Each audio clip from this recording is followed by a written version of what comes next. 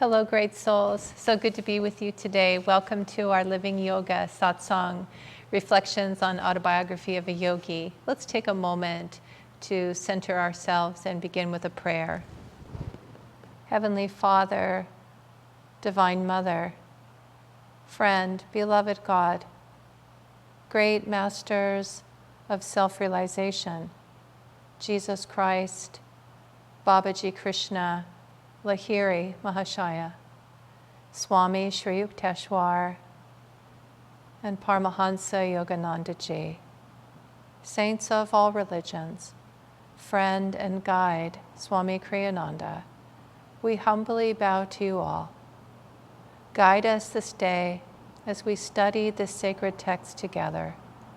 Help us to receive the blessings that are offered in these pages. Help us to apply the wisdom to our own life journey, to feel and welcome the divine power present in this book and in these teachings, and to share with all the divine light that we receive. Om, peace. Amen. Okay, so today we're looking at chapter 21, and we're probably really only going to get through half of the chapter today. It's the title of this chapter, you might remember if you've been following along each week, was We Do Not Go to Kashmir. That was last week. And this week is We Visit Kashmir. So I was surprised as I started reading the chapter. I had forgotten that it was quite quickly that they go to Kashmir after the first trip was canceled. So in last chapter, Yogananda got very sick, and so much of that chapter was about Yogananda understanding that he was prevented or slowed down, right? So it became difficult for him to take the trip. And then eventually, all those things that Sri Yukteswar was behind the scenes energetically making happen, slowing down Yogananda for leaving for Kashmir, prevented him from being traveling when he was going to get very, very sick. And so then at the end of the chapter, he's realizing, oh, you spared me. Right? And Sri Yukteswar says to him, do you see now why it was better for you not to leave? And so that was, the theme and the experience of the last chapter. And it gets carried forward. We'll see as we go into this chapter. So now they go to Kashmir. In the beginning of the chapter, Yogananda says that Sri Yukteswar tells him, you're strong enough now to travel. And he said, I'll accompany you, I'll come with you. And this was something Yogananda really wanted, was to have Sri Yukteswar with him. So he said those words, and Sri Yukteswar, Yogananda is saying, informed me 2 days after my miraculous recovery from Asiatic cholera.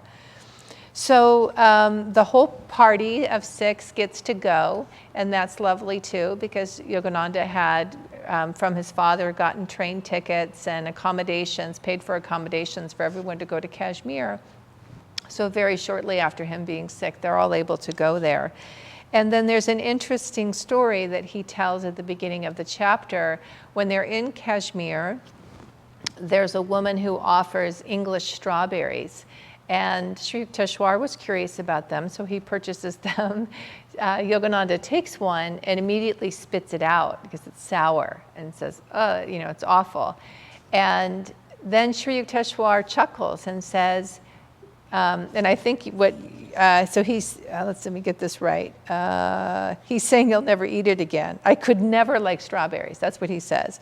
So, sir, what is sour fruit? I could never like strawberries. And then Sri Yukteswar laughs and says, you will, right? When you're in America, they'll be offered to you again, but this time with cream and sugar, and you will declare that they are delicious and wonderful.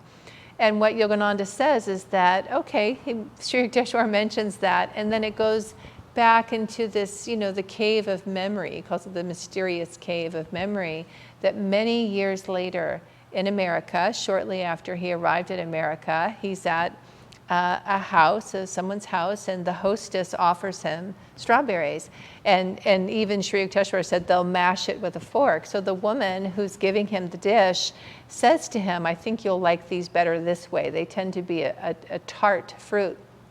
So she mashes them and puts cream and sugar on them. And he eats it and hears himself exclaim, what a delicious fruit. This is delicious. And then he remembers Sri Yukteswar saying that. And part of what stands out to him that he comments on is the guru's ability to see into the future and to really understand where someone's life is headed and how it will unfold. They can perceive that, in fact, not just the future, but also the past.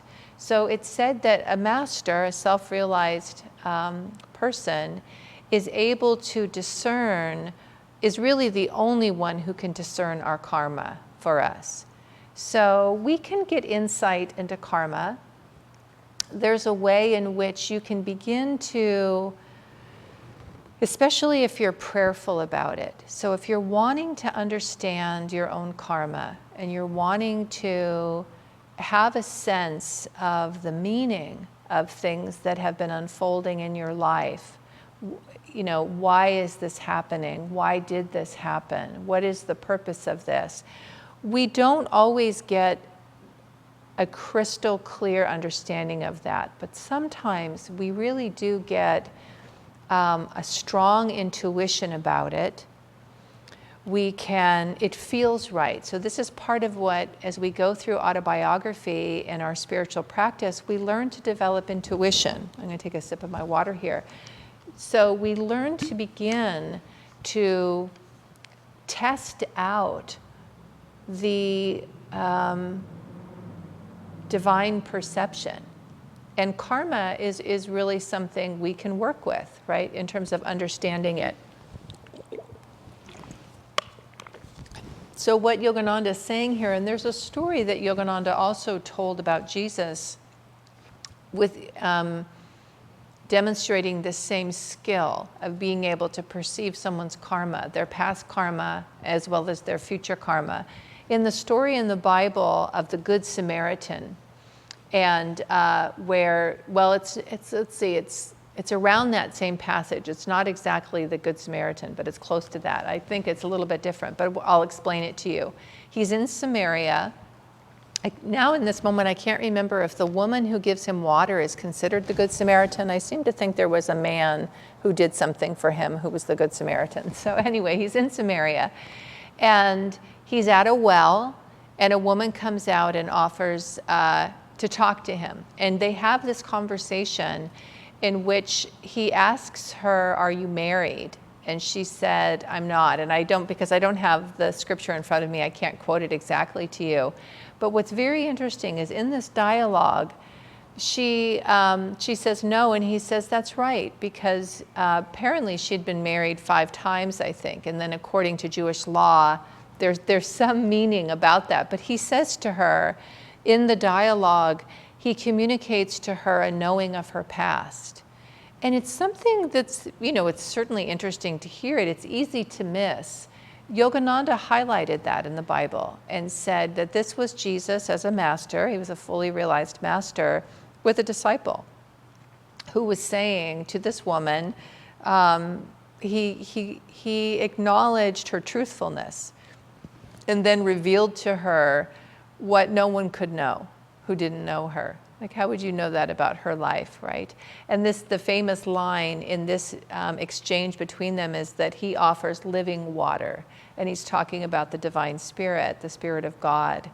So the master's capacity to perceive and understand our karma, there's a few things that are meaningful about that. I was in a class a number of years ago now with Jyotish, and there was a young man in the class who was asking about karma. It comes up often, right? We talk about it, it's in the teaching, so it's natural to ask questions about.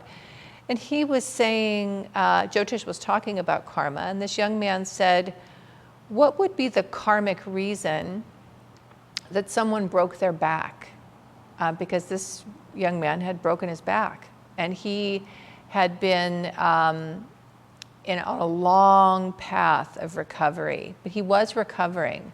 But it was, so we all knew in the class he was probably talking about himself, right? So he asked in general, but we all knew that about him. It was obvious that he had been recovering from an injury. So the first thing that Jyotish said is only a master can know someone's karma. Only a master can know that. So what he was really telling us is, I can't know for you. He said that, I can't know for you, I'm not a master. And even we can't know our karma if we're not masters. Right? Karma can be confusing. It doesn't mean that we can't perceive aspects of it, which is what I'm talking about. I'll say a little bit more. So that's the first thing he said to this young man. And the young man took it. He said, oh, okay. And we all just, oh, okay. We were, curious about his question.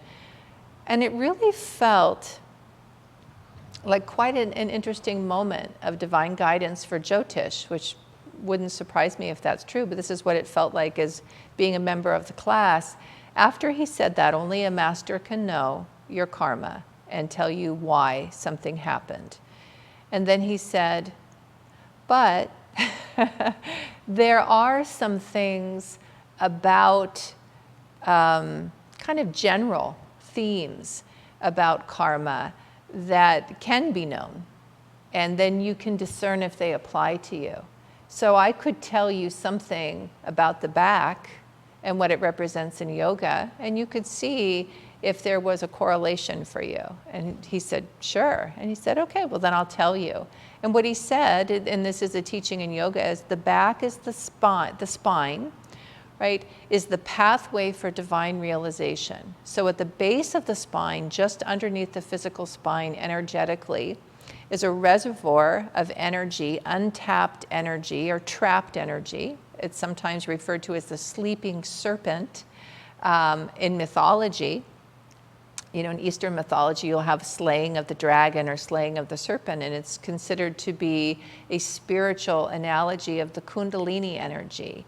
And this is energy that gets trapped in our chakras as well, so the energy systems within the body, they line up with the physical spine. If you opened someone up, you wouldn't see them. But we talk about the spine because that is where the chakras are located energetically. And just below the base is this vast reservoir of Kundalini energy. And it is the energy that rises when we awaken. So with self-realization, that energy is fully released. It flows up the spine. It comes to the base of the skull, then the point between the eyebrows. When it's been fully awakened here, it naturally awakens here. And that flow of energy with full self-realization is then constant. That's a constant flow of energy. It's not a momentary thing that happens. But throughout our life, certainly any life dedicated to spirituality, we will be practicing things that awaken the Kundalini in little bits, in streams of Kundalini. So a kind thought, a compassionate gesture, goodwill, that awakens Kundalini. Those are divine qualities. So you might notice that if you are smiling at someone or kind to someone, you feel better.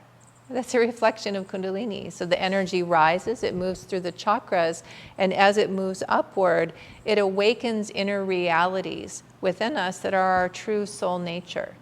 The chakra energy centers, if energy is rising up, so if it goes in and up and comes to this point, we experience and have access all the positive qualities of the chakras.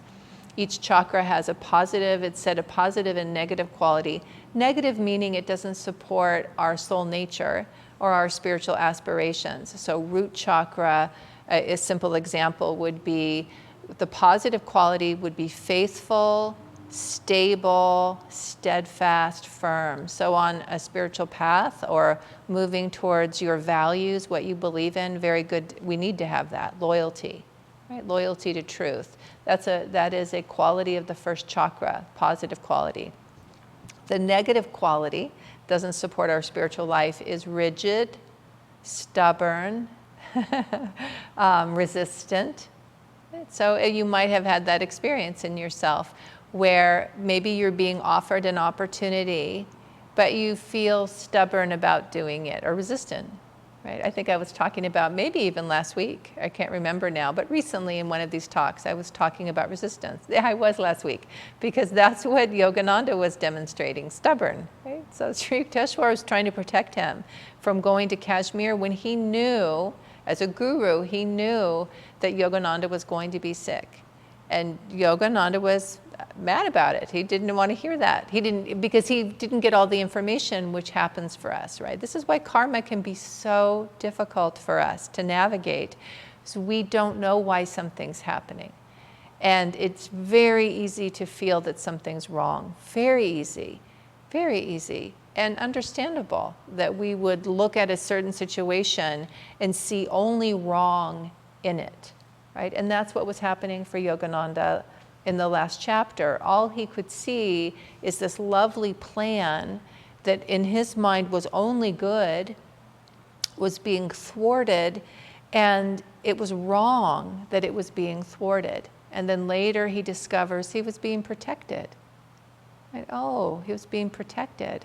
So the more that we can practice sensitivity with our karma and a willingness to understand, the more quickly we will actually receive what we need to know. There has been a guideline I have followed specifically about karma. So I learned this even before I understood karma. It was in a more general sense about life, right? Which was, and it was something that came to me through spiritual practice, that what I need to know, I will know. And what I don't need to know, I won't. And it's been really proven true. So I could look at last week's chapter and see that it wasn't until the end of the story that Yogananda was given information that revealed to him all that was happening underneath. And it's a grace when that happens. It's inspiring, it's comforting, it's educational, and if we receive the gift that's being offered, that clarification, it can help us next time when we get thwarted. Like, oh, we're being thwarted.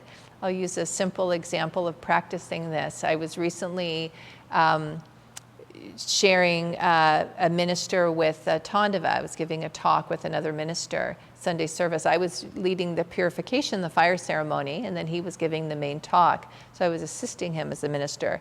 And in the fire ceremony, my mic kept cutting out. So I was starting to talk and the microphone was having difficulty. And it happens. It definitely can happen, technical difficulties. But what I noticed, and I think for what I sensed myself, variety of reasons, this doesn't always happen, but it absolutely cut my talk short. I could feel it. Like I just felt myself, it was fine, it seemed fine, but here's why I'm mentioning it. Afterwards, the thought came to me. I was just noticing, oh, that's kind of interesting that my thought, when I was trying to say was being thwarted, right? It kept cutting in and out. And the thought came to me, I wonder if I was being prevented from saying much. I wonder if that's what happened. Right? I mean, I didn't say much, so I did notice that. It felt right to not say much, right? It felt like that was the thing to do. Sometimes you keep going, but I didn't feel to. Well, then what happened, which was really lovely to me, is that I shared this with Tandava later. He gave the most beautiful talk, and he said a lot about the fire ceremony.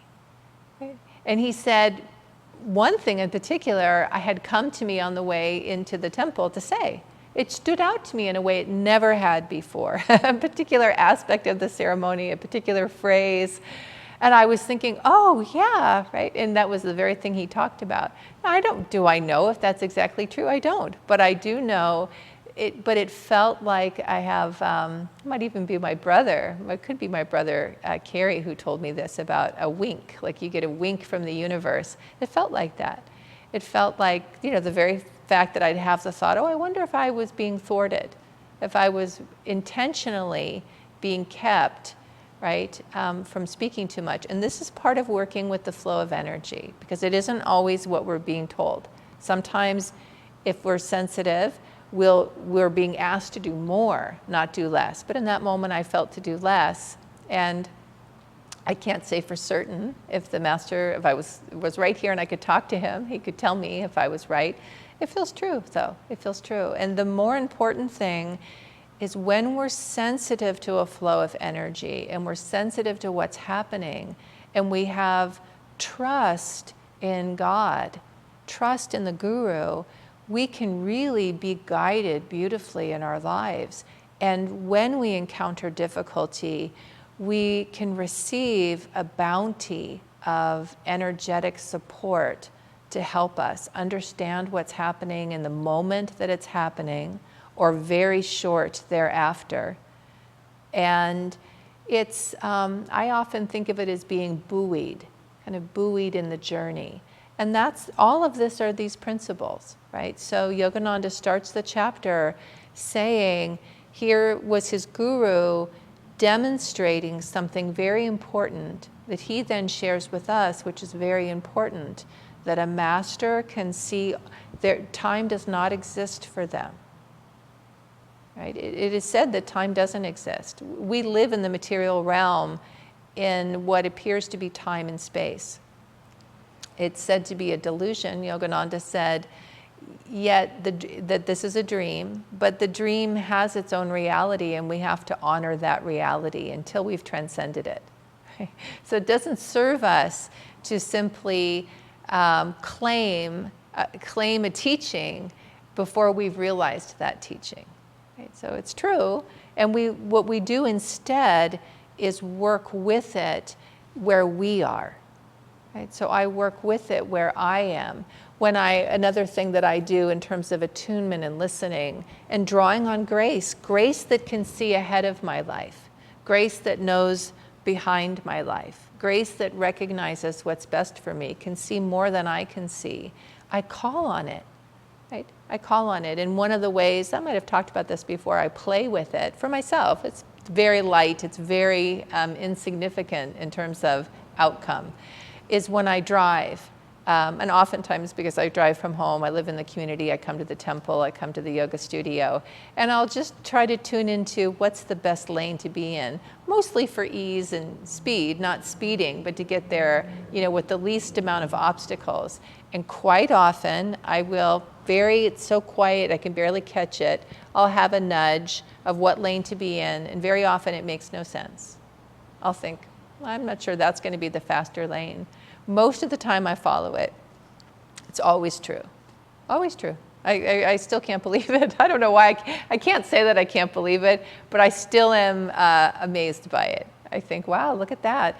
I do it as a practice, actually, even though it's light and it's playful, and why not? Why not let, Yogananda called God sometimes, let God be your playmate. So it's a playmate kind of game I do with God. It's not big, usually dire consequences. But what I notice and what's helpful for me is it strengthens, because what happens is I watch how things unfold in a way I couldn't have predicted. So the car that seems to be a slow car that would be blocking the lane, oh, but they're going to get off. I didn't know that, right? It's like all these different things are happening. I couldn't perceive that. Right? But something greater can perceive it and guide us. So let me finish by talking about what Jyotish was saying. That he said to this young man, I'll speak in general about the spine, because this man said, what does it mean if you break your back? And so the spine, as Yogananda and I was saying earlier, the pathway to God, the pathway to self-realization, is very meaningful in supporting us in our spiritual life. So it's one of the reasons in yoga practice, meditation or yoga postures, we pay attention to the position of our spine.